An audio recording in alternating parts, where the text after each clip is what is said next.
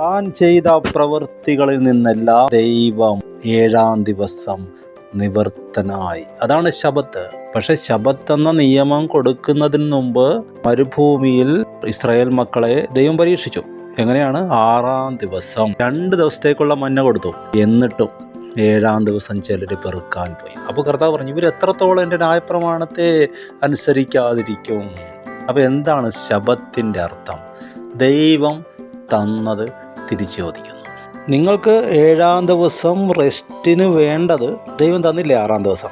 അതാണ് ദൈവം 7-ാം ദിവസം തിരിച്ചു ചോദിക്കുന്നത്. ഫാസ്റ്റിങ്ങിന്, പ്രാർത്ഥനയ്ക്ക് കൃപ തന്നില്ലേ? ഭക്ഷണം തന്നുകൊണ്ടല്ലേ ഉപവസിക്കാൻ പറഞ്ഞത്? പൈസ തന്നുകൊണ്ടല്ലേ ദശാംശം കൊടുക്കാൻ പറഞ്ഞത്?